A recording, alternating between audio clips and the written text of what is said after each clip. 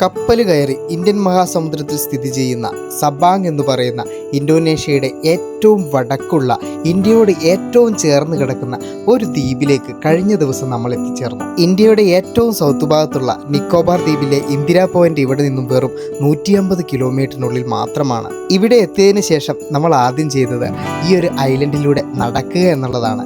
ഇവിടുത്തെ ഗ്രാമങ്ങളും മലനിരകളും ഒക്കെ കയറി ഇവിടുത്തെ ആളുകളോട് സംസാരിച്ച് ഇവിടുത്തെ ജീവിത രീതികളൊക്കെ നേരിട്ട് കണ്ടു പഠിക്കാൻ വേണ്ടിയുള്ളൊരു നടത്തം. അഗ്നിപർവ്വത സ്ഫോടനത്താൽ ഉണ്ടായ ഈ ഒരു ദ്വീപിൻ്റെ ഭംഗിയും ഇവിടുത്തെ ആളുകളുടെ സ്നേഹവും ഒക്കെ അറിഞ്ഞുകൊണ്ട് നമ്മളുടെ നടത്തം ഈ ദ്വീപിലെ ഏറ്റവും വടക്കുഭാഗത്തുള്ള ഇന്ത്യയോട് ചേർന്ന് കിടക്കുന്ന 0 പോയിന്റ് എന്ന ഇടത്തേക്കാണ്. ഹലോ, നമസ്തേ. എല്ലാവർക്കും നമ്മളുടെ ഇന്തോനേഷ്യയുടെ പുതിയൊരു എപ്പിസോഡിലേക്ക് സ്വാഗതം. ഇങ്ങ് ഇന്ത്യയോട് ചേർന്ന് കിടക്കുന്ന സബാങ് എന്ന് പറയുന്ന ഐലൻഡിൽ നിന്നുവേ ഇപ്പോൾ ഉണ്ടല്ലോ, ഞാൻ നിൽക്കുന്നത് ഈ വരുന്ന വഴിക്ക് കണ്ട ഏതോ ഒരു വീടാണ്. പട്ടി വരുന്നതിന് മുമ്പ് ബാക്കി കാര്യം ഞാൻ പിന്നെ പറയാം. നമ്മൾ കഴിഞ്ഞ ദിവസം വൈകുന്നേരം മഴയോടുകൂടി കയറി നിന്ന ഹോം സ്റ്റേ, നമ്മൾ അവിടെയാണ് താമസിച്ചത്. അപ്പോൾ അവിടുത്തെ താത്തനോട് ബൈ ഒക്കെ പറഞ്ഞ് മുമ്പോട്ടേക്ക് വരുമ്പോഴാണ് ഞാൻ ഈ ഒരു വീട് കണ്ടത് കേട്ടോ. നല്ല എന്താ പറയുക, ഭംഗി രസമുള്ള വീടുകൾ. കഴിഞ്ഞ വീഡിയോകൾ കണ്ടിട്ടുള്ള ആളുകൾക്ക് മനസ്സിലാവും ഇവിടെ ഇതൊരു ഗ്രാമപ്രദേശമാണ്. ഞാനിങ്ങനെ നടന്നുകൊണ്ടിരിക്കുകയാണ്. അപ്പം ഇവിടുത്തെ വീടുകളും ഇവിടുത്തെ കൃഷിയിടങ്ങളും ഒക്കെ കാണാനായിട്ട് ഭയങ്കര രസമാണ്. നല്ല നാട്ടുകാരുമാണ്. ഇന്ന് വീണ്ടും ഇവിടെ നിന്ന് ഒരു 25 കിലോമീറ്റർ കൂടി നടന്നിട്ടുണ്ടെങ്കിൽ ഈ ഒരു ദ്വീപിൻ്റെ അറ്റത്തെത്താം. അവിടെ ഒരു പ്രത്യേകതയുണ്ട്. കാരണം ഇന്ത്യയോട് ചേർന്ന് കിടക്കുന്ന ഒരു പ്രദേശമാണത്. അപ്പം അങ്ങോട്ടേക്കുള്ള നടത്തത്തിലാണ്. എല്ലാവരും പോയ നമ്മളുടെ പുതിയൊരു എപ്പിസോഡിലേക്കും പുത്തൻ കാഴ്ചകളിലേക്കും. റോഡ് സൈഡിലെയൊക്കെ വീടുകൾ ഇങ്ങനെയാണ് കേട്ടോ. ഞാൻ കഴിഞ്ഞ ദിവസം നിങ്ങളെ കാണിച്ചിരുന്നു. മരം കൊണ്ടുണ്ടാക്കിയ ഭിത്തിയും അതുപോലെ തന്നെ തകരമേഞ്ഞ അതിൻ്റെ മേൽക്കൂരയൊക്കെ ഉള്ള തെങ്ങും അതുപോലെ തന്നെ കവുങ്ങും ഒക്കെ പറമ്പിലുള്ള സുന്ദരമായിട്ടുള്ളത് അടക്കയൊക്കെ ഉണക്കാൻ മുറ്റത്ത് വിരിച്ചിട്ടേക്കുന്ന ഒരു ഗ്രാമപ്രദേശ മേഖലയെ ഇവിടെ നിന്ന് ജസ്റ്റ് ഒരു 2 കിലോമീറ്റർ താഴോട്ടേക്ക്, ഈ മലയുടെ താഴോട്ടേക്ക് ഇറങ്ങിയിട്ടുണ്ടെങ്കിൽ നമ്മൾ കടലിലേക്കെത്തും, കടൽ തീരത്തേക്കെത്തും. ഈ റോഡിന് സൈഡിലൊക്കെ ഉള്ളതുണ്ടല്ലോ, കണ്ടോ നിങ്ങൾ, കൊക്കോ കൃഷിയാണ് കേട്ടോ. കടലിനോട് ചേർന്ന് കൊക്കോയൊക്കെ കൃഷി. നോക്കി നിങ്ങൾ, നാട്ടുവഴിയോരത്തെ പൂമരച്ചില്ലമേൽ, ഇങ്ങനെ പാട്ടൊക്കെ പാടും, ഇങ്ങനെ കാറ്റൊക്കെ കൊണ്ട് നടക്കാൻ എന്ത് രസമാണെന്നറിയാമോ. വരുന്ന ആൾക്കാരെല്ലാം ചിരിക്കും നമ്മളുടെ മുഖത്ത് നോക്കിയിട്ട്. അതാണ് അതിൻ്റെ ഏറ്റവും വലിയൊരു സന്തോഷം എന്ന് പറയുന്നത്. ഇതുണ്ടാ ഇവിടെ മറ്റൊരു വീട്, അവരുടെ ഒരു കൃഷിയിടത്തിലെ കപ്പ കൃഷി. ഇവിടെ കപ്പ ഒരു മെയിൻ ഐറ്റമാണ് കേട്ടോ. കപ്പ കൃഷി ഒരുപാട് ചെയ്തിട്ടുണ്ട്. അതുകൂടാതെ വീടിൻ്റെ മുൻഭാഗമേ പുല്ലൊക്കെ നട്ട് ആ ഒരു രീതിയിൽ നല്ല രീതിയിൽ ഭംഗിയാക്കി വെച്ചിട്ടുണ്ട് കേട്ടോ. ഇതാ കാണുന്നതാണ് ആ വീട്. പുറത്താരെങ്കിലും കാണുമായിരുന്നെങ്കിൽ അകത്തോട്ട് കയറി ചെല്ലാമായിരുന്നു. ഇനിയിപ്പോൾ പട്ടി ഉണ്ടോ എന്നുള്ളത് എനിക്കറിയില്ല, അതുകൊണ്ട് ഞാൻ അത്ര ധൈര്യത്തിൽ അങ്ങോട്ട് കയറുന്നില്ല. എന്തായാലും ജാതിയും അതുപോലെ തന്നെ നമ്മളുടെ കവുങ്ങും തെങ്ങും ഒക്കെ വളരുന്ന കേരളം പോലെ തന്നെയുള്ളൊരു ദ്വീപ് കേട്ടോ. മലയുടെ മേലെ നോക്കുമ്പോഴേ മരച്ചിലകൾക്കിടയിലൂടെ അങ്ങ് ദൂരെയായിട്ട് ഇതാ കടൽ വെള്ളം, കടൽ കയറി കിടക്കുന്ന കാഴ്ചയൊക്കെ നമുക്ക് കാണാം. മലയിൽ നിന്നും കടലിലേക്ക് തോണി തുഴഞ്ഞ് പോയി. ഓ, ഏത് പാടാത്തവനും പാടിപ്പോകുന്ന എന്താ പറയുക സുന്ദരമായ ഇടം. ഇവിടെ നിന്ന് നമുക്കിപ്പം തീരം വ്യക്തമായി കാണാൻ പറ്റും. തീരത്ത് ചെറിയ ചെറിയ ദ്വീപുകളും നമുക്കിതാ നോക്കി കാണാൻ പറ്റുന്നുണ്ട്. ഞാനെന്തായാലും അങ്ങോട്ടേക്ക് എത്താനുള്ളൊരു തിടുക്കമാണ് കേട്ടോ. അതിലൂടെ ചെറിയ ചെറിയ തോണികളൊക്കെ പോകുന്നുണ്ട്. നമ്മൾ നടന്ന് അടുത്ത ഒരു ചെറിയൊരു ടൗണ് പോലത്തെ ഏരിയ ആണെന്ന് തോന്നുന്നു. എനിക്കാണെങ്കിൽ ബ്രേക്ക്ഫാസ്റ്റ് കഴിച്ചിട്ടില്ല, വിശക്കുന്നുണ്ട്. പക്ഷെ കടകളൊന്നും തുറന്നതായിട്ട് കാണുന്നില്ലല്ലോ. ഈ കടയൊന്നും തുറന്നിട്ടില്ല കേട്ടോ. അങ്ങോട്ടേക്ക് കടകളുണ്ട്, നോക്കാമല്ലോ. ടൗൺ എന്ന് പറഞ്ഞാൽ അങ്ങനെ വലിയൊരു ടൗണൊന്നും അല്ല കേട്ടോ. വീടുകൾ നമ്മുടെ ചെറിയൊരു നാൽക്കവലയൊക്കെ ഇല്ലേ, കവലകളില്ലേ, അതേപോലത്തെ ഒരു സെറ്റപ്പ്. അയ്യോ, ഈ കടയും തുറന്നിട്ടില്ല. പക്ഷെ അവിടെ കുറച്ച് ആൾക്കാർ ഇരിപ്പുണ്ട്. അവിടെ എന്തെങ്കിലും ഇല്ല, അവിടെ ഒന്നും ഇല്ല താനും. Good morning. How are you? Okay. Namaste. ഓ, ഇന്ത്യ. നഹി നഹി. ഓക്കെ. ഞാനെന്തായാലും ഇതാ ഇവിടെ ഇപ്പം ഇവരുടെ കൂടെ കുറച്ച് നേരം ഇരിക്കാമെന്ന് വിചാരിച്ചു. ഒരു കോഫി കൂടി പറഞ്ഞിട്ടുണ്ട്. I am speaking Malayalam. I am from Kerala. Malayalam, south side of India, Kerala. Malayalam ഭാഷ. I don't know. Acehnese also. ഇവർക്ക് കാര്യമായിട്ട് അറിയില്ല, എന്നാലും നമ്മൾ പെറുക്കി സംസാരിക്കുന്നുണ്ട്. കഴിഞ്ഞ ദിവസം നമ്മൾ ചായക്കടയിൽ പോയപ്പോൾ അവിടുത്തെ ചേച്ചിമാരോടൊക്കെ സംസാരിച്ച് ഓർക്കുന്നില്ലേ നിങ്ങൾ? അതുപോലെ ഇവിടെ ഇപ്പം ഇവരോട് വർത്തമാനം പറഞ്ഞിട്ടുണ്ട്. ഇവിടെ ചുറ്റുവട്ടത്തുള്ള കാഴ്ചകൾ എന്തൊക്കെയാണെന്നുള്ളത് അറിയാൻ പറ്റും. ഓക്കെ, ആ യെസ് സബ്സ്ക്രൈബ്. ഓക്കെ, നമ്മുടെ ചാനൽ സബ്സ്ക്രൈബ് ചെയ്യിച്ചിട്ടുണ്ട് കേട്ടോ. You will also come in video. ആ കുഞ്ഞു പാവനെ കണ്ടോ, അതാണ് നമ്മളുടെ ഈ ചേച്ചിയുടെ കൊച്ച്. അപ്പം ഹലോ, ഗുഡ് മോർണിംഗ്. ഇവിടെയൊക്കെ കണ്ടോ നമ്മുടെ നാട്ടിലെ അപ്പൂപ്പന്മാർ, ചേട്ടന്മാർ, യുവാക്കളൊക്കെ നിരന്ന് നിൽക്കേണ്ട ചായക്കടകളിൽ ഇവിടെയുള്ളത് താത്തന്മാരാണ്, ഇവരാണ്. ആണുങ്ങളെ ആരും പുറത്ത് കാണുന്നില്ല കേട്ടോ. ഓ ഇന്ത്യനോ? ഓക്കെ, ഈ കൊച്ചിൻ്റെ അച്ഛൻ ഇന്ത്യക്കാരനാണ്, പക്ഷെങ്കിൽ ഹിന്ദി പറയാൻ അറിയത്തില്ലെന്നാണ് പറഞ്ഞത്. ഈ ചേച്ചി ഉണ്ടല്ലോ, പൊതിച്ചോറ് ഇവിടെ നിങ്ങൾക്ക് കിട്ടുമോ? ഞാൻ കഴിഞ്ഞ ദിവസം കാണിച്ചു തന്നിട്ടുണ്ട്.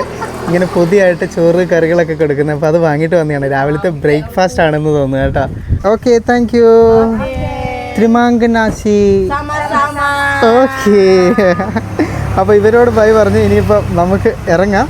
ഇവിടുത്തെ പല വിശേഷങ്ങൾ പറഞ്ഞു. അതിന് ശേഷം എന്നോട് ചോദിച്ച ഒരു കാര്യം എനിക്ക് ഭയങ്കരമായിട്ട് ഇഷ്ടപ്പെട്ടു കേട്ടോ. അച്ചനീസായിട്ടുള്ള പെൺകുട്ടിയെ കല്യാണം കഴിക്കാൻ താല്പര്യമുണ്ടോയെന്ന്. I don't know Achinese, so no Achi girlfriend. Bye bye. Bye bye. Okay, see you. Say bye to you. Oh, എന്തായാലും നല്ല കമ്പനി ആയിട്ടുള്ള ആൾക്കാർ. ഇനിയിപ്പോൾ നമുക്ക് വീണ്ടും മുമ്പോട്ടേക്ക് പോകാം. കഴിഞ്ഞ ദിവസം നിങ്ങൾ കണ്ടാണ് ഈ നാട്ടിലെ ആൾക്കാർ എത്രമാത്രം കമ്പനി ആണ് എന്നുള്ളത്. അതിനിപ്പോൾ കല്യാണത്തിൻ്റെ കാര്യം പറയാം. ഇവിടുന്ന് കല്യാണം കഴിക്കാൻ താല്പര്യമുണ്ടോ എന്ന് ചോദിച്ചാൽ ഞാൻ പറഞ്ഞു എനിക്ക് ഇവിടുത്തെ ഭാഷ അറിയത്തില്ല. ആ കുഴപ്പമില്ല, ഒരു 2 ആഴ്ച നിന്ന് കഴിഞ്ഞിട്ടുണ്ട്, ഭാഷ പഠിച്ചോളൂ കേട്ടോ. വഴിയരികിൽ പിള്ളേർ ഇന്ന് ക്ലാസ്സൊന്നും ഇല്ലയെന്ന് തോന്നുന്നത്. ആ പിള്ളേർ കളിച്ചുകൊണ്ട് നിൽക്കുന്ന കാഴ്ച, ഹലോ കാഴ്ചകളൊക്കെ നമുക്ക് ഇവിടെ കാണാം. എല്ലാം അടുത്തടുത്ത വീട്ടിലെ പിള്ളേരാണ്. ഞാൻ വന്നപാടെ ഓടി വരുന്നുണ്ട്. വീടുകളൊക്കെ കണ്ടില്ല നിങ്ങൾ, മരം കൊണ്ടൊക്കെ ഉണ്ടാക്കിയേക്കുന്നത്. ടാറ്റാ. ഫ്രണ്ട്ലി, എല്ലാവരും ഫ്രണ്ട്ലിയാണ്. ഇതാ ചെറിയ തട്ടുകടകൾ പോലത്തെ കടകൾ ഇവിടെ കരിക്ക് വെക്കുന്നുണ്ട്. രാവിലെ കരിക്ക് വേണ്ട, കട്ടിക്ക് എന്തെങ്കിലും കഴിക്കാം. ഉണക്കമീൻ, അതുപോലെ തന്നെ ഞാവൽപ്പഴം, പിന്നെ ചെറിയ വഴുതനങ്ങ. ഈ ഒരു നാട്ടിൽ ഇത് അധികം ഞാൻ കണ്ടിട്ടുണ്ട് കേട്ടോ. പിന്നെ കഴിഞ്ഞ ദിവസങ്ങളിൽ ഞാൻ കാണിച്ച സാധനങ്ങൾ, പിന്നെ പാമോയിലൊക്കെ ഇവിടെയുണ്ട്. ഇതവിടെ ഒരു ഹലോ, ഒരു ചേച്ചി നിന്ന് ഭക്ഷണം കഴിക്കുന്നുണ്ട്. ആ ചേച്ചിയുടെ തന്നെ കടയാന്ന് തോന്നുന്നു. Your shop. ഇവിടെ പിന്നെ ഇംഗ്ലീഷ് പറഞ്ഞാലും മലയാളം പറഞ്ഞാലൊക്കെ ഒരുപോലെയാണ്. വാഴകളാണ് കേട്ടോ, വാഴക്കൊലകളാണ് അധികവും ഇട്ടേക്കുന്നത്. ഇങ്ങനെ തൂക്കി വെച്ച് കാണാൻ തന്നെ നല്ല രസമുണ്ട്. പിന്നെ തേങ്ങ, ഇഷ്ടംപോലെ തേങ്ങയൊക്കെ ഉണ്ട്. ആ ചേച്ചി ഭക്ഷണം കഴിച്ചുകൊണ്ടിരിക്കുകയാണെന്ന് തോന്നുന്നു. ഇതേതത് ഞാലിപ്പൂവിന്, എന്ത് പൂവിനാണ് അത്? ഇവിടെ വലിയ നമ്മളുടെ നേന്ത്രപ്പഴം നോർമലി ഇവിടെ മെയിൻലാൻഡിലുള്ളതാണ്, പക്ഷേ ഇവിടെ ഞാൻ കാണുന്നില്ല. അപ്പോൾ ഞാനും അവരോട് പറഞ്ഞ് മനസ്സിലാക്കി ഞാൻ ഇന്ത്യയിൽ നിന്നാണ് വരുന്നത് എന്നുള്ളത്. വീണ്ടും മുമ്പോട്ടേക്ക് ഭക്ഷണം കഴിക്കാനുള്ളത് അവിടെ ഭക്ഷണമില്ല, ഉണ്ടെന്ന് വിചാരിച്ച് ഞാൻ കയറിയതാണ്. ഇവിടെ നിന്ന് ഇനിയിപ്പോൾ ഉണ്ടല്ലോ, അത് കണ്ടെങ്കിൽ ഈ ഒരു മല അതിങ്ങനെ വന്ന് അങ്ങ് ആ ഒരു ഭാഗത്തായിട്ട് കടലിലോട്ട് അങ്ങനെ ഇറങ്ങുകയാണ് കേട്ടോ. അങ്ങനെ പ്ലെയിൻ ഏരിയ സെപ്പറേഷനൊന്നുമില്ല, മല പിന്നെ കടൽ. നല്ല നീല കളറാണ് കേട്ടോ. പവിഴപ്പുറ്റാണോ ദൈവമേ അടിയിലുള്ളത്. പിന്നെ ഇതാ ഇവിടെ ഇങ്ങനെ ഒരു കാണാനുള്ളൊരു പോയിൻ്റ് പോലെ എന്തോ ഒരു സാധനമുണ്ട്. ജസ്റ്റ് ഏതോ പുതിയൊരു എന്തോ ഒരു ഷോപ്പോ കാര്യങ്ങളോ എന്തോ തുടങ്ങുന്നതാണ് കേട്ടോ. അവരെന്തായാലും അത് പണിത് കഴിച്ചിട്ടില്ല. അപ്പോൾ നമുക്കിവിടെ കയറി നിന്നിട്ടുണ്ടെങ്കിൽ ശരിക്കും ഇതിൻ്റെ ഒരു വ്യൂ പോയിൻറ്റിലേക്ക് നമുക്ക് എത്താം. ഇവിടെ നിന്നാണ് അതിൻ്റെ ഒരു വ്യൂ കണ്ടങ്ങൾ. ഇതൊരു പോർട്ട് പോട്ടെ. ഈ മീൻപിടുത്തക്കാരുടെ ഇതൊക്കെ ബോട്ടൊക്കെ ഇടുന്ന സ്ഥലമില്ലേ, അതാണ് കേട്ടോ ജെട്ടി. അങ്ങനെ തന്നെയാണ് പറയുന്നത്. എല്ലാ മീൻപിടുത്ത വള്ളങ്ങളുടെ മേലെ നിങ്ങൾക്ക് കാണാം ഇന്തോനേഷ്യയുടെ ഫ്ലാഗ് പാറി പറക്കുന്നുണ്ട്. അതുകൂടാതെ നിങ്ങൾക്ക് അറിയാലോ, ആ ഒരു ഭാഗത്ത് നമ്മളിപ്പോൾ കാണുന്നത് ഇന്ത്യൻ മഹാസമുദ്രമാണ്. ശരിക്കും ഇവിടെ നിന്ന് ചെറിയ ദൂരമേ ഉള്ളൂ കേട്ടോ, ചെറിയ നോട്ടിക്കൽ മൈലേ ഉള്ളൂ ഇൻ്റർനാഷണൽ കപ്പൽ ചാലിലേക്ക്. ഇവിടെ ഈ കടലിൻ്റെ വ്യൂ ഒക്കെ കണ്ടിട്ട് ഇരിക്കാൻ പറ്റുന്ന രീതിയിലുള്ള മേ ബി റെസ്റ്റോറൻ്റ് ആയിരിക്കണം. എന്തോ പണിയാനുള്ളൊരു ശ്രമത്തിലാണ്. പലകയൊക്കെ അടിച്ച്, കോൺക്രീറ്റാണ് ബീമുള്ളത്, അതിൻ്റെ മേലെ പലക അടിച്ച് സെറ്റാക്കുന്നതാണ്. നല്ല രസമായിരിക്കും അത് പൂർണ്ണമായി വന്നു കഴിഞ്ഞിട്ടുണ്ടെങ്കിൽ. ഇവിടെ നിന്നുള്ള ഒരു വ്യൂ നല്ല രസമില്ല. നോക്കി ഞങ്ങൾ ഇതിന് തൊട്ടടുത്തായിട്ട് ഒരു റെസ്റ്റോറൻ്റ് ഉണ്ട്. ഇവിടെ എന്തെങ്കിലും കഴിക്കാൻ കിട്ടുമോ എന്നുള്ള കാര്യം ഒന്നും എടുത്തു വെച്ചിട്ടില്ല. ഇങ്ങനെയാണ് കേട്ടോ ഇവരുടെ സമോറ് വരുന്നത്. ചായ, ഇവിടെയും ചായ മെയിനാണ്. അപ്പോൾ ചായ ഇങ്ങനെ ഉണ്ടാക്കുന്നത്. ഇതൊരു ചായക്കട പ്ലസ് നൂഡിൽസ് അങ്ങനെയുള്ള സാധനങ്ങളൊക്കെ കൊടുക്കുന്ന ആളുകൾ വൈകുന്നേരം വന്നിരിക്കുന്ന സ്ഥലമാണെന്ന് തോന്നുന്നു. എന്തായാലും രാവിലെ അധികം സാധനങ്ങൾ ഇവർ ഉണ്ടാക്കിയിട്ടില്ല. അപ്പോൾ ചോറ് ഇല്ല എന്ന് പറഞ്ഞു. അടുത്ത കടയിൽ ചോദിക്കാൻ പോയിട്ടുണ്ട്. എന്തായാലും തൊട്ടടുത്ത കടയുണ്ട്, അവിടെയാണ് ഈ സാധനം ഉള്ളത്. നമുക്ക് ഇവിടെ നോക്കാം. ഇവിടെ നിന്ന് എടുക്കുന്നത് കാണാം, അപ്പോഴാണ് എന്താ സാധനം നമുക്ക് മനസ്സിലാവുള്ളൂ. ചോറ് കിട്ടി, ചോറ്, അതുപോലെ തന്നെ ചമ്മന്തി, പിന്നെ ഒരു ചിക്കൻ്റെ വറുത്ത പീസാണെന്ന് തോന്നുന്നു. എന്തായാലും ഭക്ഷണം കഴിക്കാൻ കണ്ടില്ല. നിങ്ങൾ ഭാഷയൊന്നും അറിയേണ്ട ആവശ്യമില്ല. ഐ ഗോട്ട് ഇങ്ങനെ നമുക്ക് ആംഗ്യ ഭാഷയിലൊക്കെ സാധനം കിട്ടും. നമുക്ക് കഴിക്കാനേ ഈ ഒരു 5 സ്റ്റാർ ഫെസിലിറ്റി തന്നെ ആക്കാം. ഇതിലും നല്ല വ്യൂവേ, അതും ബ്രേക്ക്ഫാസ്റ്റ് കഴിക്കാനായിട്ട് അത് വേറെ എവിടെയും കിട്ടത്തില്ല. ഇതിനൊക്കെ വേണ്ടിയിട്ടാണ് ഞാനും ട്രാവൽ ചെയ്യുന്നത്. ഇങ്ങനെ ആളുകളോട് ഇടപഴകുക, അറിയാത്ത ഭാഷയിൽ സാധനങ്ങൾ ചോദിച്ചു വാങ്ങുക. ചോറ് നല്ല ചോറ് തന്നെയാണ്. പിന്നെ പയറുതോരൻ, പിന്നെ ഒരു മുളക് വലിയ എരിവുള്ളതാണെന്ന് നോക്കട്ടെ. അതിൻ്റെ കളർ മാത്രമേ ഉള്ളൂ കേട്ടോ, അത്രയ്ക്ക് വലിയ എരിവൊന്നുമില്ല. ഇവിടെ ഭക്ഷണം കഴിച്ചുകൊണ്ടിരിക്കുമ്പോൾ ഉണ്ടല്ലോ, അതുകൊണ്ട് ഞങ്ങൾ അന്താരാഷ്ട്ര കപ്പൽ ചാനലിൽ കൂടി പോകുന്ന വലിയൊരു ഷിപ്പ്, അതിന് നമുക്ക് ഇവിടെ നിന്ന് നോക്കി കാണാൻ പറ്റും. അത് ഈ ക്യാമറയുടെ ഗുണമാണ് സൂം ചെയ്ത് പിടിക്കുന്നത്, കണ്ണുകൊണ്ടും കാണാൻ പറ്റും. ഇവിടെ ഒരാളെന്നെ തിന്നാൻ സമ്മതിക്കുന്നില്ല, തോണ്ടി വിളിച്ചുകൊണ്ടിരിക്കുക. രണ്ടോട്ടം ഞാൻ കൊടുത്തു, മോനെ ഇത് സാധനം കുറച്ചേ ഉള്ളൂ. ഇതിൻ്റെ ഈ ഒരു മുളകിൻ്റെ കളർ കണ്ടിട്ട് നമ്മളത്ര ഭീകരത പ്രതീക്ഷിക്കേണ്ട, അത്രയ്ക്ക് വലിയൊരു എരിവില്ല കേട്ടോ. നല്ലൊരു ടേസ്റ്റുള്ള മുളക്. കൊള്ളാം കേട്ടോ. ഇവിടെ വന്നപ്പോഴത്തേക്കും, പ്രത്യേകിച്ച് ഈ ഒരു ഐലൻഡിൽ വന്നപ്പോഴത്തേക്കും ടേസ്റ്റൊക്കെ കുറച്ചധികം മാറി. വേണ്ട മാന്തി പൊളിക്കുന്നുണ്ട്. ഇവിടെ ഇത് മുളകാണ്, തിന്നിട്ടുണ്ടെങ്കിൽ നിൻ്റെ വാവള്ളിപ്പോവും. വയറും നിറഞ്ഞു മനസ്സും നിറഞ്ഞ് വീണ്ടും ഈ ഒരു കടൽ തീരത്തുള്ള നല്ല ഭംഗിയുള്ള വീടുകളും നോക്കി ഞാൻ മുമ്പോട്ടേക്ക് നടക്കുകയാണ്. നമുക്ക് 10,000 രൂപ എന്ന് വെച്ചിട്ടുണ്ടെങ്കിൽ 52 രൂപയാണ് കേട്ടോ. അതായത് വീടുകളൊക്കെ കണ്ട് കിലോമീറ്റേഴ്സിലേക്കുള്ള വഴിയും ഇങ്ങോട്ടേക്കാണെന്നുള്ളൊരു ബോർഡും കണ്ട് ഞാൻ നടക്കുമ്പോഴാണ് താഴെ ചെറിയൊരു ഗ്രാമം പോലെയും പിന്നെ അവിടെ ഉണ്ടല്ലോ ഒരു കടലിലോട്ടുള്ളൊരു ബ്രിഡ്ജും കണ്ടത്. അപ്പോൾ ഞാൻ അങ്ങോട്ടേക്ക് നടക്കാമെന്ന് വിചാരിച്ചു. എന്താ ഇവിടെ പിള്ളേർ ഷട്ടിലാണോ വോളിബോളാണോ എന്തോ കളിക്കാനുള്ള കോട്ടൊക്കെ ഹലോ സെറ്റാക്കുകയാണ് കേട്ടോ. കൊള്ളാലോ. Football ground or volleyball? Volleyball. Okay, nice. Okay, that bridge. Okay. What's your name, bro? Sudhi. Yeah. I'm a travel vlogger, YouTuber from India. Making your village video. Backpacker Sudhi. ഇവിടെ നിങ്ങൾക്ക് വേറൊരു കാര്യം അറിയാമോ? ഞാനിപ്പോൾ പറഞ്ഞ് ശ്രദ്ധിച്ചില്ലേ, YouTuber. ഈ YouTuber എന്ന് പറയുന്ന സാധനം ഇവിടെ അത്യാവശ്യം വിലയുള്ളൊരിതാണ്. ഞാൻ വെറുതെ ഒരു അപരിചിതനെ പോലെ നടക്കുന്നതിനേക്കാളും കൂടുതലൊരു യൂട്യൂബറാണ് എന്ന് പറയുമ്പോഴത്തേക്ക് ആ ഒരു സാധനത്തിന് കൂടുതലൊരു അക്സെപ്റ്റൻസ് എനിക്ക് കിട്ടുന്നുണ്ട് കേട്ടോ. ആളുകൾ പെട്ടെന്ന് എടുത്ത് സെർച്ച് ചെയ്ത് നോക്കാനും അതിനെ കണ്ടുപിടിക്കാനും ഒക്കെ അതുകൊണ്ട് സാധിക്കുന്നുണ്ട്. ഇവിടേക്ക് വന്നപ്പോൾ ഉണ്ടല്ലോ ഇതുണ്ട്, വീടുകൾ കണ്ടോ നിങ്ങൾ. ഇത് ശരിക്കും ആ ഒരു മണ്ണിനോട് ചേർന്നിട്ടുള്ളത് തന്നെ മരം കൊണ്ടുണ്ടാക്കിയേക്കുന്ന വീടുകൾ. അത് മരം മാത്രമല്ല, പിന്നെ അതെന്താ ഇല്ലിയാണോ സംതിങ് എന്തോ കൊണ്ട് അതിൻ്റെ തൊട്ടപ്പുറമായിട്ട് തകര ഷീറ്റുകൾ കൊണ്ട് മറച്ച വീടുകളും കാണാം. അതായത് അത്ര ആഷ്പോഷ് വീടുകളൊന്നും അല്ല കേട്ടോ. ആക്ച്വലി ഇവിടെ ഇങ്ങനെ ആൾക്കാർ നിൽക്കുന്നത് കണ്ടിട്ടാണ് ഞാൻ ഇങ്ങോട്ട് വന്നത്. ഇതിൽ തന്നെയാണ് കയറേണ്ടത്. അങ്ങനെ വഴിയുണ്ടോയെന്നൊന്നും എനിക്ക് അറിഞ്ഞൂടാ. ആൾക്കാർ ഇരിക്കുന്നുണ്ട്, എന്നാലും നമുക്ക് കയറി നോക്കാം. അവിടെ പിള്ളേരൊക്കെ മീനൊക്കെ പിടിക്കുന്നുണ്ട്. നല്ല രസകരമായിട്ടുള്ളൊരു കാഴ്ചയാണ്. Hello, India. Nice, beautiful. ഇവിടെ ചേട്ടന്മാർ ഇവിടെ ഇരുന്ന് ചായയെല്ലാം കുടിച്ച് വിശേഷങ്ങളൊക്കെ പങ്കുവെക്കുകയാണ് കേട്ടോ. അതുകൂടാതെ ഇത് കണ്ടെങ്കിൽ ഒരു മരത്തിൻ്റെ പാലം അങ്ങോട്ടേക്ക് ഇട്ടിട്ടുണ്ട്. അതിൻ്റെ അകത്ത് പിള്ളേർ മീൻ പിടിക്കുന്ന കാഴ്ചയാണ് കേട്ടോ അവിടെ നമുക്ക് കാണാവുന്നത്. അത് നല്ല രസമുള്ളൊരു കാഴ്ചയാണ്. കുറച്ച് ആൾക്കാർ ഇവിടെ ഹലോ, അവർ ഫാമിലി ആയിട്ട് ഹായ് റെസ്റ്റ് യെസ്. ഈ സൈഡിൽ കൂടി ഇങ്ങനെ നടക്കാനുള്ള വഴി കൂടിയുണ്ട്. ഇവരിവിടെ ഇരുന്ന് റെസ്റ്റ് ചെയ്യാനായിരിക്കും. ജസ്റ്റ് നമുക്ക് അങ്ങോട്ടേക്കൊന്ന് നടന്നു നോക്കിയാലോ പിള്ളേരുടെ അടുത്തേക്ക്. ഇവിടുത്തെ ഒരു പ്രത്യേകത എന്താണെന്നറിയാമോ? ഇത് കണ്ടോ നിങ്ങൾ, മീനുകളെ നമുക്ക് ഇവിടെ നിന്ന് നോക്കുമ്പോൾ തന്നെ കാണാൻ പറ്റും. കാരണം അത്രയ്ക്ക് ക്ലിയർ ആണ് കേട്ടോ കടല്. ഇത് കുഞ്ഞു മീനുകളാണ് കണ്ടങ്ങൾ. നമ്മൾ നടക്കുന്ന പാലം അല്പം റിസ്ക്കിയാണ്. സൂക്ഷ്യം കൊണ്ട് നടന്നില്ലെങ്കിൽ നമ്മൾ വെള്ളത്തിൽ പോകും. പിന്നെ വലിയ ആഴമൊന്നുമില്ല, ഫോണും മറ്റൊക്കെ നനഞ്ഞു പോകുന്നേ ഉള്ളൂ. എന്തായാലും നമുക്ക് സൂക്ഷ്യം കണ്ടും തന്നെ നടക്കാം. എൻ്റെ പൊന്നെ, വീഴല്ലേ. എല്ലാം പിള്ളേരാണ് കേട്ടോ. അധികം ഇന്ന് ലീവായതുകൊണ്ട് ഹലോ, അതായത് ഇവർക്ക് സ്കൂൾ അടവാണ് കേട്ടോ. 1 മാസത്തേക്ക് സ്കൂൾ അടച്ചിട്ടുള്ളത്. അതുകൊണ്ടാണ് പിള്ളേരെയൊക്കെ നമുക്ക് ഇവിടെ കാണാൻ പറ്റുന്നത്. കണ്ടോ, പിടിക്കുന്നുണ്ട് മീനെ. ഇപ്പോൾ കിട്ടുമായിരിക്കും. ഒരു കൂട്ടം അതിലേ അങ്ങനെ പോകുന്നുണ്ട്. അതിൻ്റെ നടുക്കോട്ട് ചൂണ്ടിയിട്ടിട്ട് വെറുതെ അങ്ങോട്ട് വിരിക്കുകയാണ്. എല്ലാവരും ഇവിടെയുള്ള എല്ലാവർക്കും തന്നെ മീൻപിടുത്തം അറിയാം. കാരണം കടലുമായിട്ട് ബന്ധപ്പെട്ട് ജീവിക്കുന്ന ആളുകളല്ലേ. അപ്പോൾ എന്തായാലും അറിഞ്ഞല്ലേ. ഹലോ, വഴി. ഓക്കെ, ഈ ചേട്ടന് ഇവിടെ നിന്ന് മീൻ പിടിക്കുന്നുണ്ട് കേട്ടോ. കിട്ടുന്നവർ ഹായ്, ഫിഷിങ്. ഓക്കെ, കുട്ടി മീനുകളാണ്.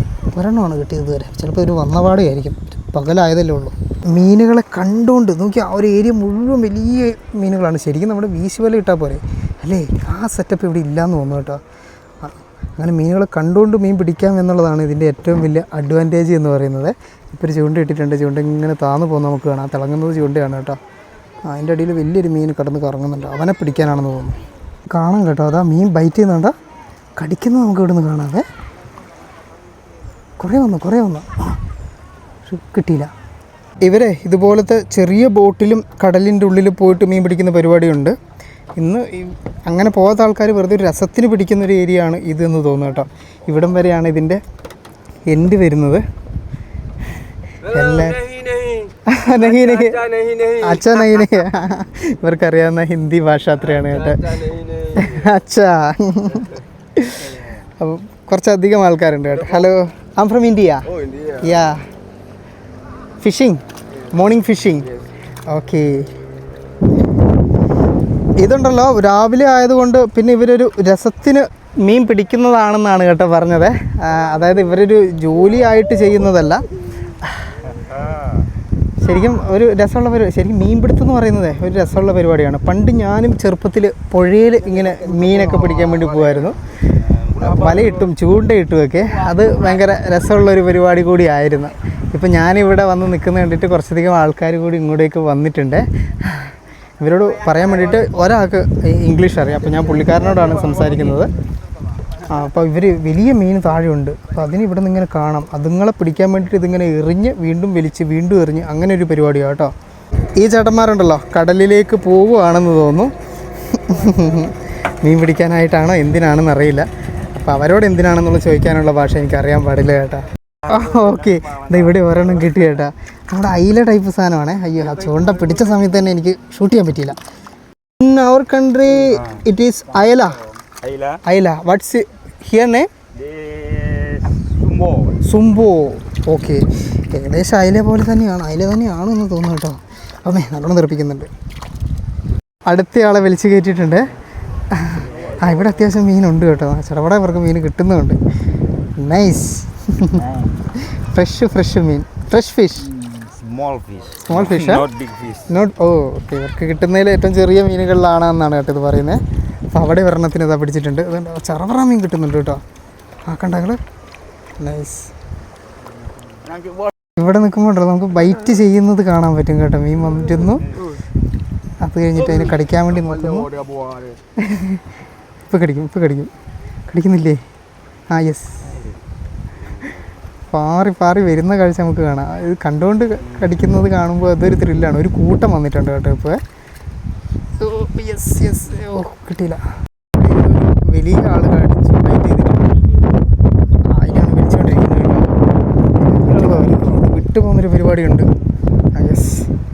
നമ്മൾ വന്നിട്ട് ആദ്യം വേണ്ടി കുറച്ചൊരു വലിയ മീനെ കാണുമ്പോൾ അതെ അവൻ അവിടെ നിന്ന് തുള്ളുന്നുണ്ട് കേട്ടോ. ഇപ്പോൾ കിട്ടും. ഇതെന്തൊരു പാമ്പ് പോലെ തോന്നുന്നല്ലോ. പാമ്പ് പോലുള്ള മീനാണ്. നമ്മളുടെ കൊമ്പൻ മീനുണ്ടല്ലോ, ആ സാധനമാണ്. ഇതുണ്ടെങ്കിൽ യെസ്. കൊമ്പൻ.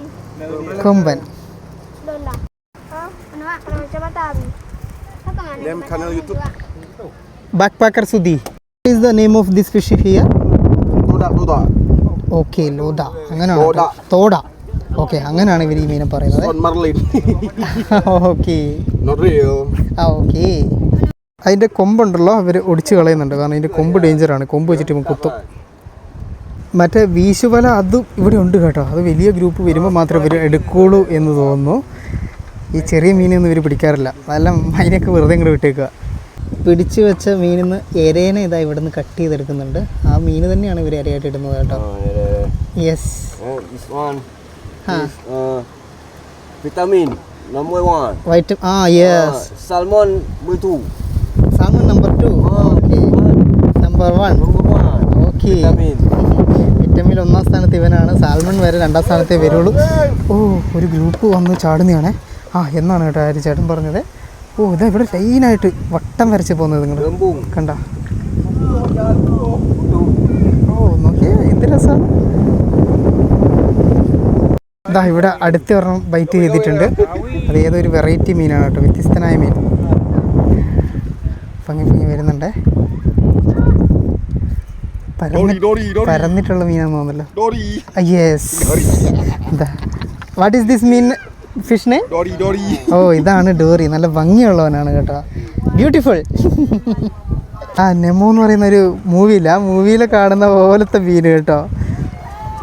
ഇവിടെ കുറച്ച് ആൾക്കാർ മീൻ പിടിക്കുമ്പം അവിടെ കുറച്ച് ആൾക്കാർ, പ്രത്യേകിച്ച് പെൺകുട്ടികളായിട്ടുള്ള ആളുകൾ കുളിക്കാൻ വേണ്ടി വന്നതാണ് കേട്ടോ. വെള്ളത്തിൽ ചാടിയിട്ട് വലിയ ആഴില്ലാത്തതുകൊണ്ടും ഒഴുക്കോ തീരെയൊന്നും ഇല്ലാത്തതുകൊണ്ടും അത് വളരെ ഈസിയാണ്.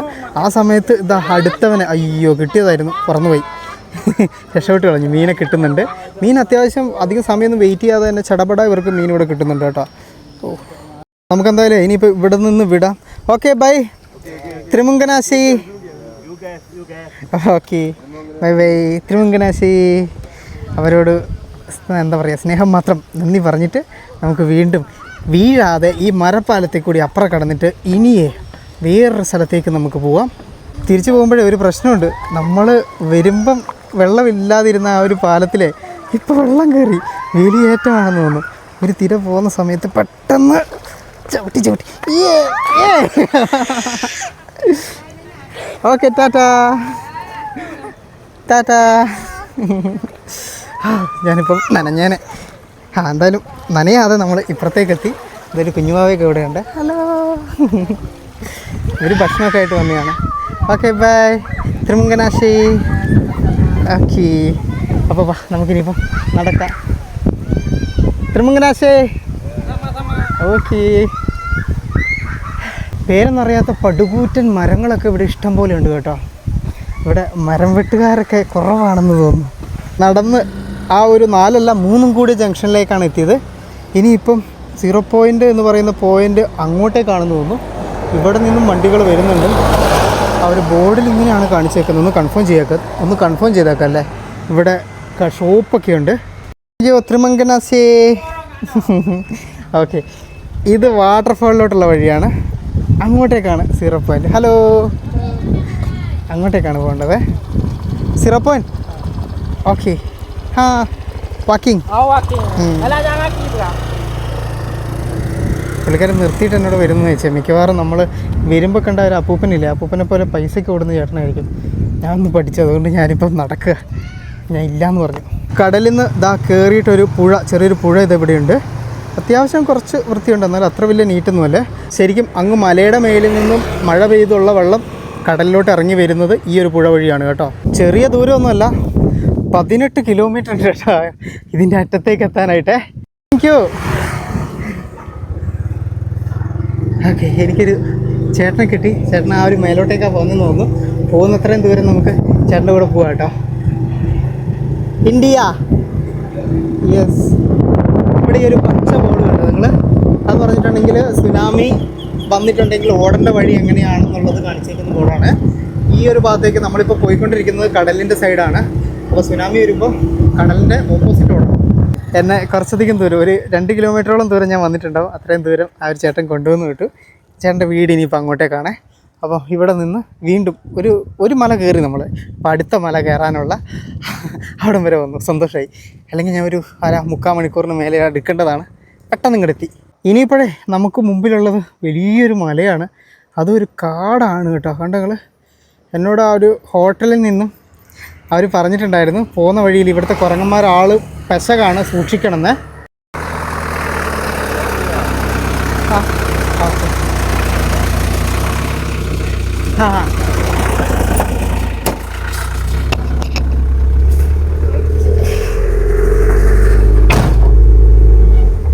Thank you. എനിക്കൊരു ലോഡ് കൊണ്ടുപോകുന്ന മണലാന്ന് തോന്നുന്നു ഒരു വണ്ടി കിട്ടി. വണ്ടിയിൽ ഞാൻ ഓടിയാണ് കയറിയത്, കാരണം കുന്നും പ്രദേശമാണ്. ഇവിടെ വണ്ടി നിർത്താൻ പറ്റത്തില്ലാത്തത് കൊണ്ട്. India India India India Kerala south. വലിയൊരു കുന്നായിരുന്നു കേട്ടോ. ശരിക്കും ആ മുമ്പിൽ കണ്ട കുന്നിനെ നമ്മൾ വലിഞ്ഞു കയറുകയാണ്. മൗണ്ടൻ. ഓക്കെ. കടൽ തീരത്ത് നിന്ന് വാരിയ കറുത്ത മണ്ണ് അതാണ് കേട്ടോ. അത് മേലോട്ടേക്ക് കൊണ്ടുപോകുന്നതാണ്. ഓക്കെ. ഇവരാണ് കേട്ടോ ആ പറഞ്ഞ കുഴപ്പക്കാരായ കുരങ്ങന്മാർ. റോഡ് സൈഡിൽ മൊത്തം ഇരിപ്പുണ്ട്. പിടിച്ച് പറിക്കും അത്രേ. ശരിക്കുണ്ടല്ലോ ഈ ഒരു ചേട്ടനെ നമുക്ക് കിട്ടിയത് എന്തുകൊണ്ടും നന്നായി. കാരണം കുത്തനെ ഉള്ള കയറ്റമാണ്. പെട്ടെന്ന് തന്നെ നമ്മൾ മലയുടെ മുകളിലേക്ക് എത്തി. താഴോട്ടേക്ക് നോക്കുമ്പോൾ നമുക്ക് കടലൊക്കെ കാണാൻ തുടങ്ങി. ഇത് ഇത് ഞാൻ നടന്ന് കയറാനായിട്ട് നിൽക്കുമായിരുന്നെങ്കിൽ ശരിക്കും പാടുപെട്ട് പോയാനേ കേട്ടോ.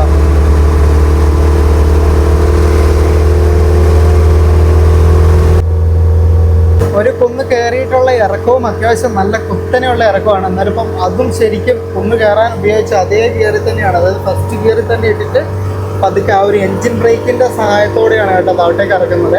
ലോഡ് വണ്ടി എടുക്കുന്ന ആളുകൾക്ക് അറിയായിരിക്കും, കാരണം ഇത്ര ഫുൾ ലോഡ് ഉണ്ടെങ്കിൽ വെറും ബ്രേക്കിൽ മാത്രം ഒരിക്കലും വണ്ടി നമുക്ക് കൺട്രോൾ ചെയ്ത് നിർത്താൻ പറ്റത്തില്ല. ഇവിടെ ഈ ഒരു ഭാഗത്തേക്കൊക്കെ വന്നപ്പോഴത്തേക്കുണ്ടല്ലോ, ഇതുകൊണ്ട് നിങ്ങൾ കളർന്ന് പറഞ്ഞിട്ടുണ്ടെങ്കിൽ കടലിൻ്റെ കളർ എക്സാക്റ്റ് ഒരു ബ്ലൂയിഷ് കളറിലേക്ക് വന്നു. ശരിക്കും അധികമൊന്നും ആഘോഷിക്കപ്പെടാത്ത ആളുകൾ അധികമൊന്നും വിസിറ്റ് ചെയ്യാത്ത എത്ര സുന്ദരമായ സ്ഥലങ്ങളാണ് നമ്മളുടെ ലോകത്തുള്ളതെന്ന് ഇങ്ങനെയുള്ള ഇൻറ്റീരിയർ ഭാഗങ്ങളിലോട്ട് വരുമ്പോഴാണ് കേട്ടോ ശരിക്കും മനസ്സിലാവുന്നത്. അപ്പം ഈ ഒരു മല കയറി കഴിഞ്ഞിട്ട് ഈ ചേട്ടൻ്റെ ഉണ്ടല്ലോ ഇതിൻ്റെ അകത്തുള്ള മണൽ എന്തിനാന്ന് വെച്ചിട്ടുണ്ടെങ്കിൽ, ഓക്കെ താങ്ക് യു. വലിയൊരു മണൽ, ശരി മണൽ. ഇത് മിലിറ്ററീൻ്റെ ആവശ്യത്തിന് വേണ്ടിയിട്ട് ക്യാമ്പിലോട്ട് കൊണ്ടുവന്നു. അവിടെ എന്തോ ബിൽഡിങ് പണി നടക്കുന്നുണ്ട്. അപ്പോൾ ഈ ഒരു മല കയറി കഴിഞ്ഞിട്ട് പുള്ളി വളഞ്ഞു പോകും, അങ്ങോട്ടേക്ക് ക്യാമ്പിലോട്ട് പോകുമെന്ന് പറഞ്ഞു. അപ്പം നമുക്കിനിയിപ്പോൾ ഇവിടെ നിന്ന് വീണ്ടും നടക്കാം. ഇനിയിപ്പോൾ എത്ര കിലോമീറ്റർ കൂടി ഈ പറയുന്ന 0 കിലോമീറ്ററിലോട്ട് ഉണ്ടെന്നുള്ളത് ഞാൻ നോക്കട്ടെ. 3.5 കിലോമീറ്റർ കേട്ടോ. അത്രയായിട്ട് ചുരുങ്ങി. ആ ചേട്ടൻ ക്യാമ്പിലോട്ട് കയറി പോകുന്നു. എന്തായാലും പുള്ളീനെ കിട്ടിയത് വലിയൊരു ഭാഗ്യമായി കേട്ടോ.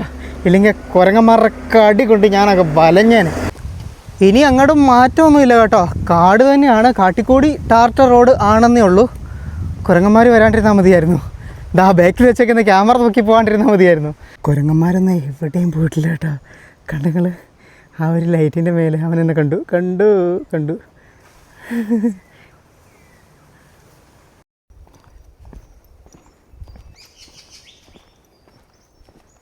ആരോ വിളിക്കുന്നുണ്ട്, ബഗേ എന്ന് പറഞ്ഞിട്ട്. കുരങ്ങന ഇതിലിങ്ങനെ നടക്കുമ്പോണ്ടല്ലോ ഈ ഒരു കാട്ടിൽ ഹണ്ടിങ് പാടില്ല എന്നാണെന്ന് തോന്നുന്നു. തോക്കും അതിനൊരു വെട്ടും കാണുന്നുണ്ട്, അങ്ങനെയുള്ള ബോർഡൊക്കെ കാണുന്നുണ്ട് കേട്ടോ. വീണ്ടും മറ്റൊരു ബൈക്കിൽ ലിഫ്റ്റ് കിട്ടി കേട്ടോ. ഇവരെല്ലാവരും ആ ഒരു 0 പോയിന്റിലേക്ക് പോകുന്ന ആളുകളാണ്. ശരിക്കും സബാങ് വരുന്ന ആളുകൾ 0 പോയിന്റ് വിസിറ്റ് ചെയ്യുക എന്നുള്ളതാണ് ഏറ്റവും പ്രധാന പരിപാടി. Okay, this is point 0.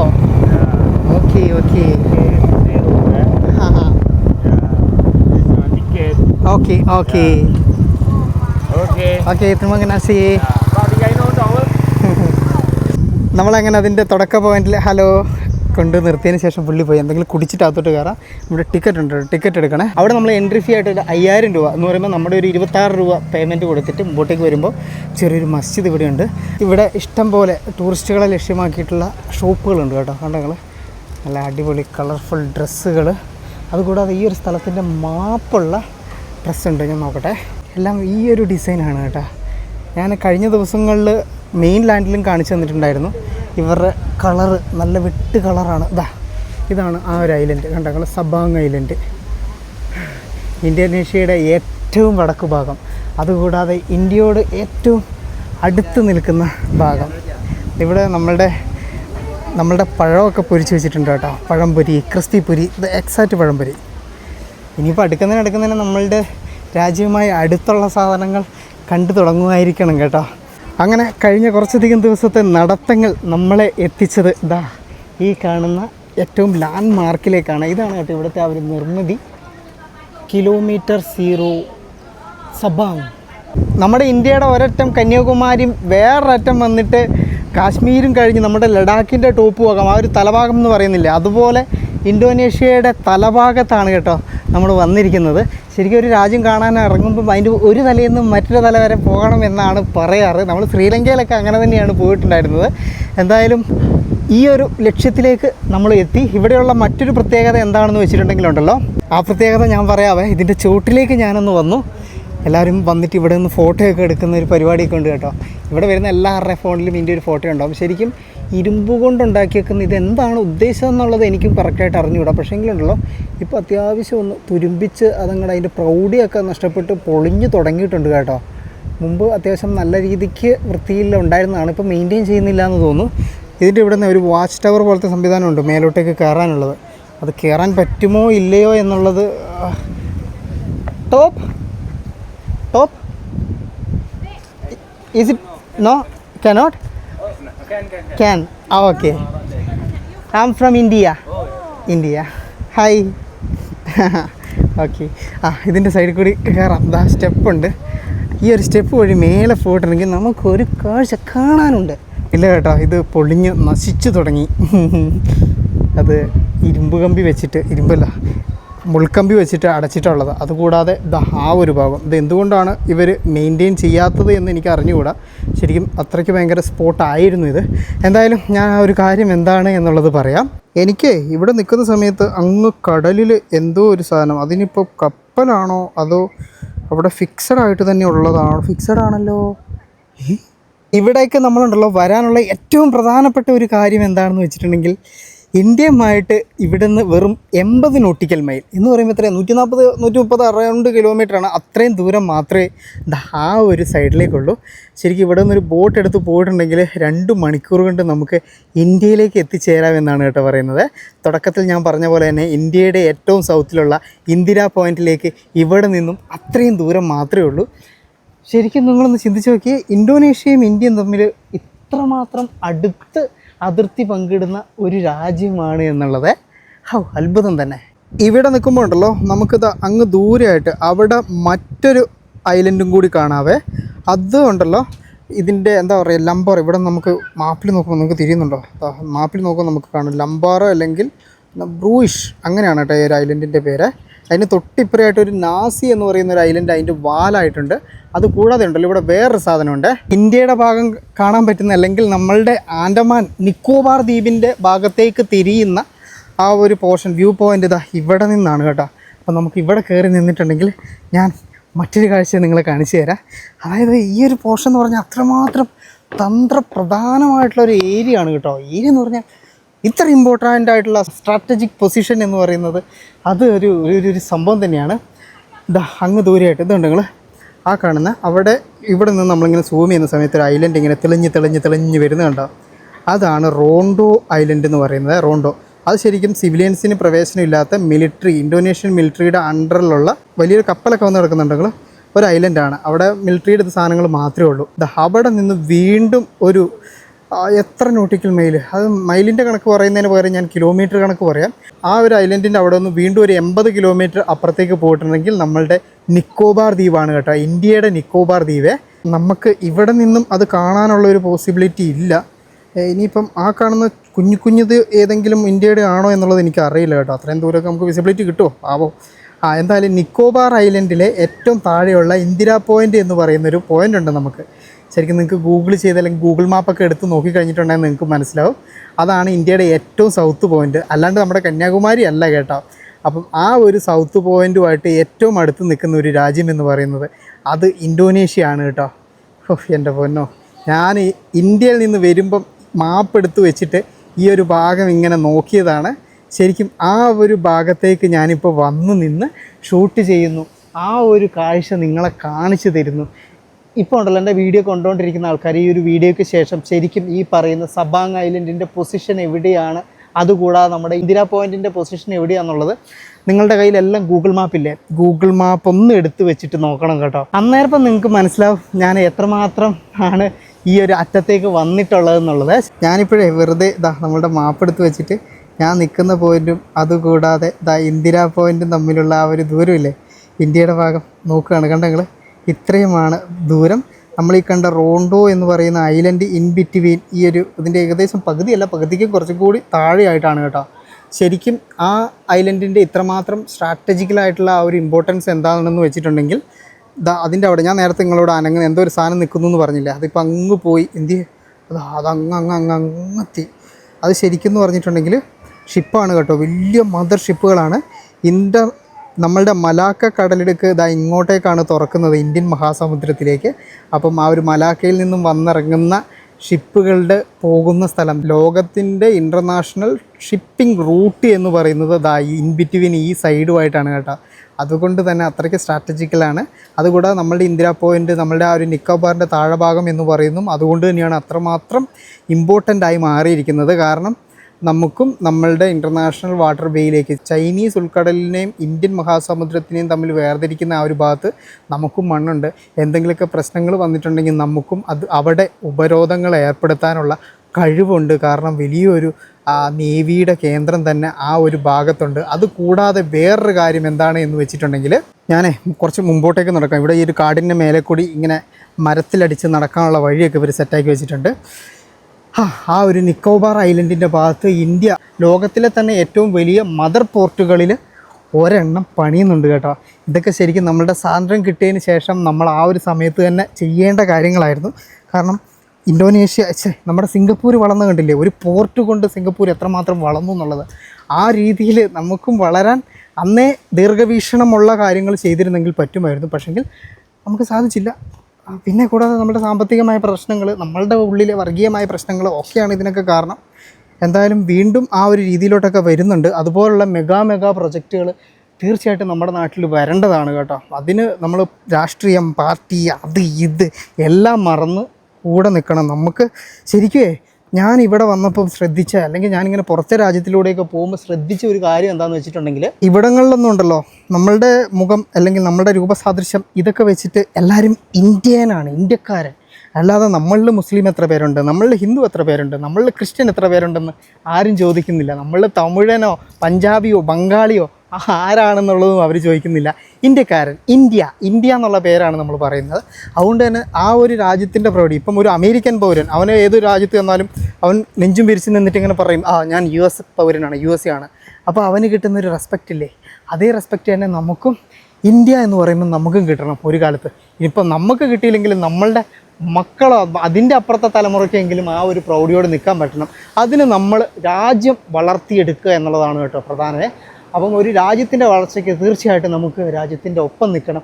അതിൻ്റെ അകത്ത് മതപരമായ, വർഗീയപരമായ, രാഷ്ട്രീയപരമായ, ഭാഷാപരമായിട്ടുള്ള വ്യത്യാസങ്ങളൊന്നും കാണാൻ പാടില്ല എന്നാണ് ഇന്ത്യയോട് ചേർന്ന് നിൽക്കുന്ന ഇന്ത്യൻ മഹാസമുദ്രത്തിലെ ഈ ഒരു ദ്വീപിൻ്റെ ഈ ഒരു അറ്റത്ത് വന്നു നിന്നും അപ്പുറം നമ്മുടെ ഇന്ത്യയുടെ ഏറ്റവും സൗത്ത് പോയിൻ്റ് ആയിട്ടുള്ള ഇന്ദിരാ പോയിൻ്റ് നോക്കിയിട്ട് എനിക്ക് പറയാനുള്ളത് കേട്ടോ, ഒരു രാജ്യത്തിനെ പുറത്ത് നിന്നും നോക്കി കാണുമ്പോഴാണ് ആ രാജ്യത്തിനെ പറ്റി കൂടുതൽ കാര്യങ്ങൾ നമുക്ക് വീക്ഷിക്കാനും അതിനെപ്പറ്റി കുറച്ചധികം കൂടുതൽ പഠനങ്ങളൊക്കെ നടത്താനും സാധിക്കുക കേട്ടോ.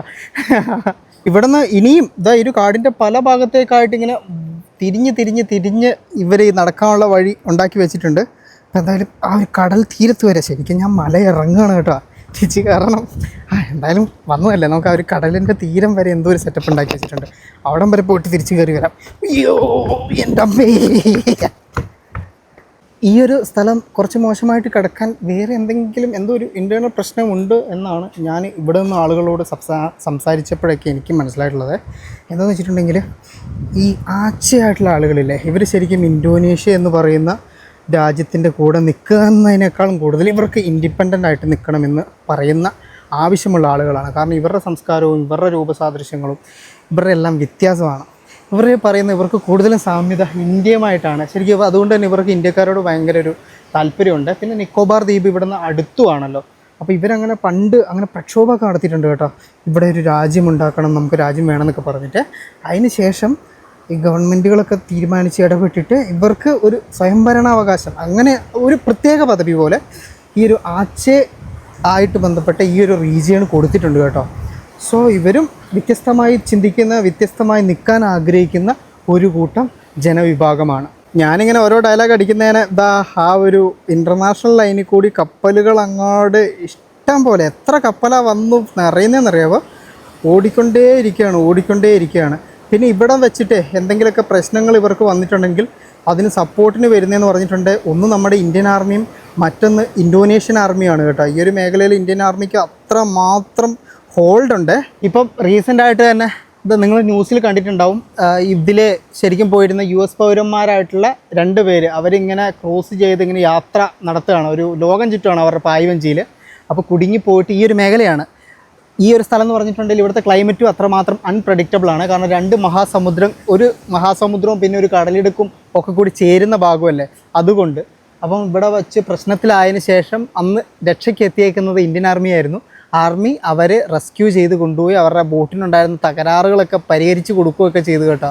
അതാണ് ഞാൻ പറഞ്ഞു, ഇവിടെ അത്യാവശ്യം നല്ല ഹോൾഡ് നമ്മുടെ ആർമിക്ക് ഉണ്ട് എന്നുള്ളത്. ശരിക്കും ഈ ഒരു ഭാഗം ഉണ്ടല്ലോ, അത് പൊളിഞ്ഞു പോയി കേട്ടോ, അങ്ങോട്ടേക്ക് നമുക്ക് കിടക്കാനായിട്ട് പറ്റില്ല. കടൽക്ഷോഭം വന്നിട്ട് അടിച്ച് കൊണ്ടുപോയതാണ് കേട്ടോ. ഇവിടെ നിന്ന് ശരിക്കും നിക്കോബാർ കാണാൻ പറ്റുമായിരുന്നെങ്കിൽ പൊളിയായിരുന്നു അല്ലേ.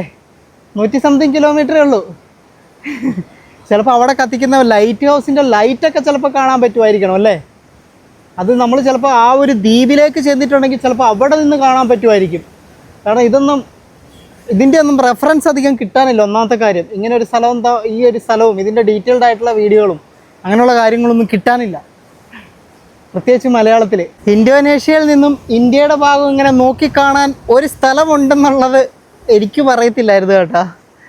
ശരി, ചിലപ്പോൾ രാത്രി ആകുമ്പോൾ ലൈറ്റ് കാണാൻ പറ്റുമായിരിക്കും അല്ലേ? ശരിക്കും ശ്രീലങ്കയിൽ നിന്ന് നോക്കിയിട്ടുണ്ടെങ്കിൽ ഇന്ത്യയിലെ ലൈറ്റ് കാണാം എന്നാണ് അവർ പറഞ്ഞത്. അപ്പം അത്ര പോലും ദൂരമില്ലാത്ത ഇവിടെ നിന്ന് മിക്കവാറും നമ്മളുടെ ലൈറ്റ് കാണാൻ പറ്റുമായിരിക്കും. അതിന് രാത്രി വരെ നിൽക്കണം. ഇവിടെ ഉണ്ടായിരുന്നൊരു കടയിൽ നിന്നും ആ ഒരു ചേച്ചിയുടെ ഹലോ ത്രിമംഗനാസി. ഓക്കെ.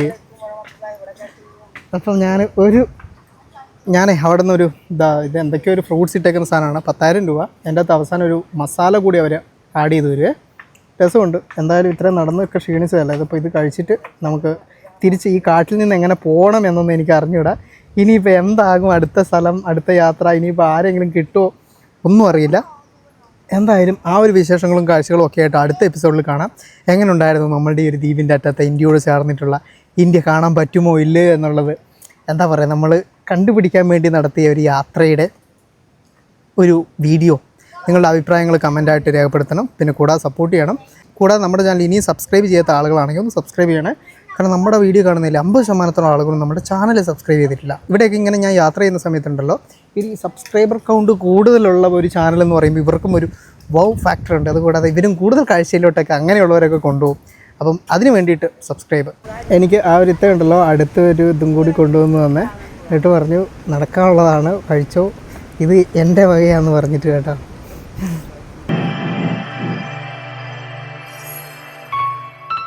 വീഡിയോയ്ക്ക് ഒരു ലൈക്ക് മറക്കല്ലേ.